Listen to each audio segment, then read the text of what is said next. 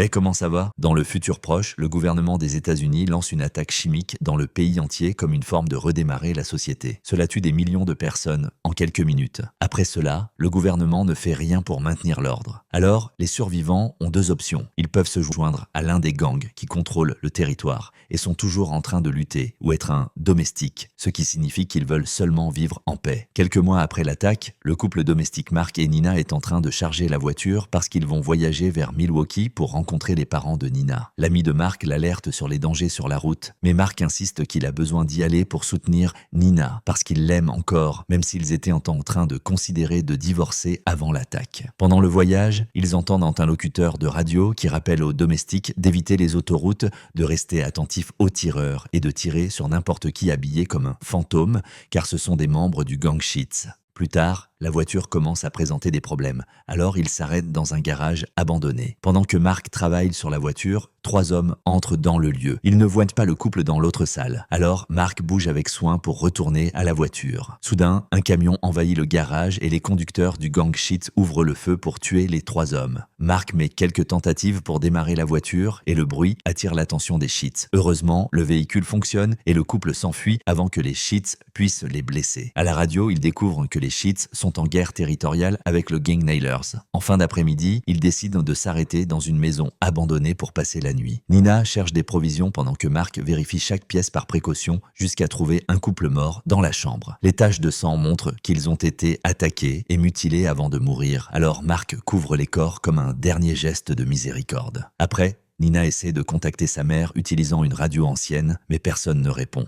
Cette nuit-là, Mark met à jour la carte avant de dormir avec Nina, sans savoir qu'un homme est en train d'observer du côté de dehors. Le matin suivant, l'homme et son ami sont battus par un groupe de Nailers qui les menace avec une tronçonneuse au cas où ils ne révèlent pas où trouver une femme. Terrifié, l'homme informe où est Nina. Mais lui et l'ami sont tués par balle, de toute façon. Peu après, le couple entend les Nailers s'approchant de la maison à moto, alors Nina court pour se cacher au grenier et met des écouteurs pour ne pas entendre ce qui est sur le point d'arriver. Quand les Nailers entrent dans la maison et commencent à chercher par les pièces, Mark se faufile avec un tournevis et rapidement tue un intrus en perforant sa tête par derrière. Ensuite, il renverse le Nailer John au sol et lutte jusqu'à réussir à le poignarder à l'estomac et à l'œil, le tuant aussi. Après cela, le couple s'enfuit en voiture sans s'apercevoir qu'ils sont en train d'être observés par quelqu'un. Pendant le voyage, ils entendent à la radio qu'une personne du gang Sheriff est dans les rues sauvant des femmes et tuant n'importe qui croise son chemin. Quand ils trouvent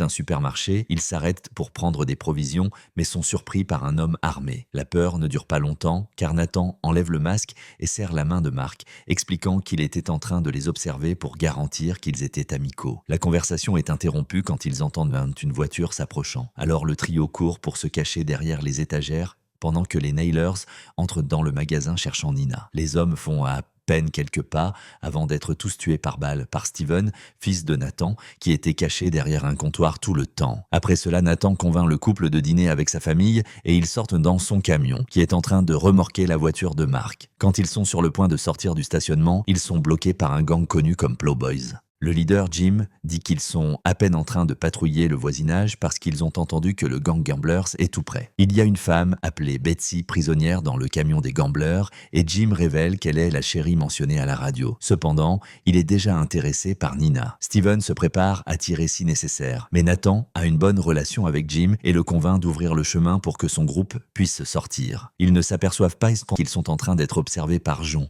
qui après tout est vivant. Plus tard, Nina et Mark dînent avec Nathan, sa femme et ses 2 fils. La tension entre Nina et Mark pendant qu'ils parlent de leur vie est bien évidente, mais Nathan et sa femme sont affectueux et même pensent ensemble. Après le dîner, Nathan raconte à Mark que les hamburgers qu'ils ont mangés ont été faits avec de la viande humaine. Se sentant mal, Mark demande à Nathan qu'il ne raconte pas la vérité à Nina et annonce qu'ils vont partir. Cependant, Nathan l'oblige à rester avec une menace mortelle. Soudain, John entre dans la maison utilisant la fille de Nathan comme bouclier. Il demande pour Nina et Mark accepte de l'échanger pour la fille sans hésiter. Pendant que John pousse la fille vers l'avant, Steven se faufile et coupe les chevilles de John, le faisant tomber et tirer son arme. La femme de Nathan est atteinte pendant que Mark traîne Nina au loin. Alors, Steven saute sur John et commence à le poignarder à plusieurs reprises pendant qu'il essaie de prendre son arme. Du côté de dehors, Le couple entend quelques tirs avant de prendre la voiture de Nathan pour s'enfuir. De retour à la route, Nina dit qu'elle ne veut plus voyager avec Mark et le couple commence à discuter sur la situation. Les gamblers les voient arrivant et tournent une roulette qui s'arrête sur un dessin de crâne. Cela signifie que le tireur doit ouvrir le feu. La balle atteint Nina à l'épaule,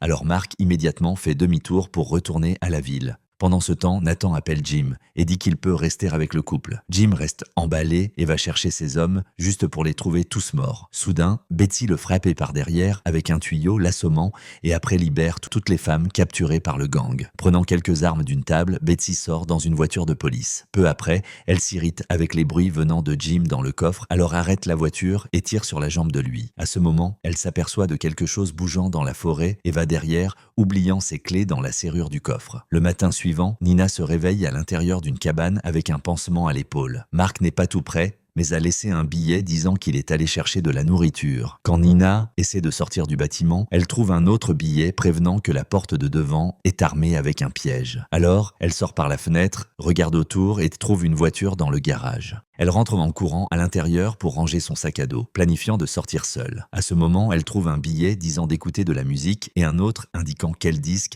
a sa musique favorite. Sur le dernier billet, Mark demande des excuses et implore pour qu'elle n'abandonne pas le mariage d'eux. Se sentant coupable, Nina décide de ne pas partir et au lieu de cela, reste dans la cabane dansant au son de sa musique favorite pendant qu'elle boit beaucoup. Betsy l'observe danser jusqu'à ce que Nina fasse une pause. Alors Betsy retourne à la voiture et finalement tue Jim. Pendant ce temps, Mark entre dans une maison abandonnée et trouve 2 prisonniers avec des sacs sur la tête. Quand il les enlève, il reste choqué en voyant Nathan et Steven. Soudain, un fou appelé William apparaît derrière lui avec une arme et fait Mark lâcher la sienne. William explique qu'il aime l'ultraviolence et amène son esclave, Bill, le grand Bill. Il dit que Mark doit lutter jusqu'à la mort et si Mark refuse de participer, William va tirer sur Nathan et Steven. Mark se prépare et donne un coup de pied à Bill à l'entrejambe, mais son coup de poing est bloqué et Bill le frappe avec tant de force que Mark tombe. Alors, Bill jette Mark d'un côté à l'autre, lui donne un coup de pied à l'estomac et le lève par le cou pour l'étouffer, pendant que William profite du spectacle. Mark donne un coup de tête à Bill, qui le lâche, mais rapidement l'attrape de nouveau et le jette contre les meubles. Après, Bill essaie de casser le cou de Mark, qui mord le bras de lui. Alors, Bill le lance contre William. À ce moment, Mark réussit à lutter avec William pour l'arme, et durant la bagarre,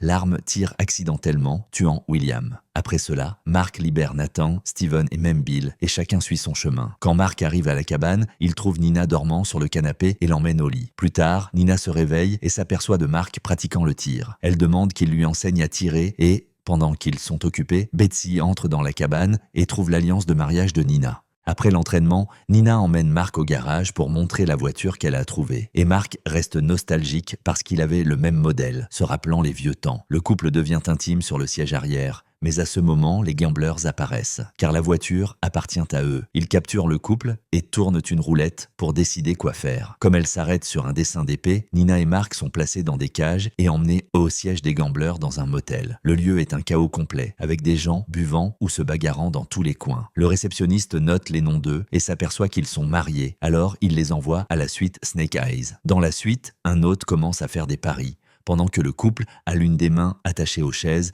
et l'autre prise à des armes sur la table. Une balle est placée dans chaque arme pour jouer à la roulette russe, et l'autre prévient que, s'ils ne tirent pas quand il ordonne, 2 balles seront ajoutées. S'ils survivent à 6 rondes, ils pourront partir. Mark demande que Nina tire sans hésiter, mais elle négocie avec l'hôte. Elle veut plus de 3 balles dans l'arme de Mark en échange de seulement devoir passer par 2 rondes. L'hôte accepte. Après avoir chargé les balles, le jeu commence. Les gamblers comptent jusqu'à 3 et tous 2 tirent, mais personne ne se blesse. Malheureusement, à la 2e ronde, l'arme de Nina tire l'unique balle et atteint l'épaule de Mark. Wanda commence à se bagarrer avec un autre gambler pour l'argent des paris et l'hôte se distrait, essayant de les calmer. Nina continue de tirer sur les liens jusqu'à se détacher, prend l'arme de l'autre cachée dans la botte et tire sur lui 2 fois. Après, elle tire sur la table pour libérer les mains d'eux. Pendant qu'elle aide Mark à marcher, Nina utilise l'arme comme menace pour maintenir tous éloignés et tire à nouveau sur l'hôte, le tuant une fois pour toutes quand il essaye de demander de l'aide. Wanda veut vengeance, mais personne dans la salle n'est armé. Alors elle dit de laisser le couple partir pour l'instant.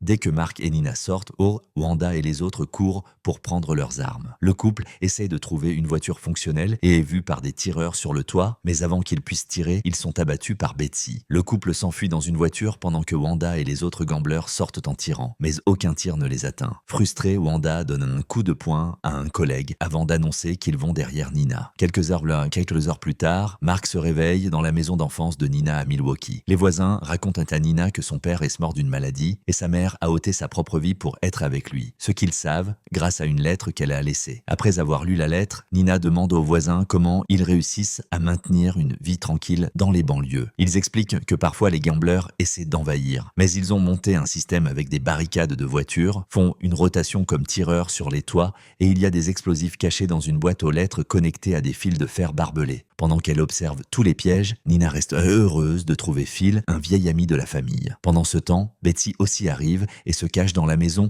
en face de celle de Nina, gardant un œil sur n'importe quel ennemi. Quelque temps après, Nina s'aperçoit de Phil parlant dans un talkie-walkie et quand elle essaie d'attirer son attention, il court à l'intérieur de sa maison. Méfiante, Nina se faufile pour l'espionner et découvre que Phil est en contact avec les gamblers qui arriveront bientôt. En même temps, elle s'aperçoit d'une petite fille dans la rue et l'attire à l'intérieur de la maison bien avant que les gamblers arrivent. Nina remet une arme à Mark et dit pour qu'il protège l'enfant pendant qu'elle sort pour lutter. Les gamblers sortent des voitures et commencent à regarder autour jusqu'à ce que, soudain, Nina ouvre le feu, tuant quelques membres du gang. Le groupe court pour se cacher derrière la voiture et commence à riposter, forçant Nina à se protéger. Betsy profite de la chance et commence à tirer aussi. Betsy tue plusieurs gamblers en rapide succession avec sa mitrailleuse. Avec le gang se retournant contre elle, Nina profite du moment pour recharger. Un gambler s'approche de Nina par derrière, mais avant qu'il puisse agir, Mark tire sur lui par la fenêtre. Wanda refuse d'abandonner et veut continuer à lutter. Alors le voisin de service commence à tirer aussi du toit. Betsy reste sans balles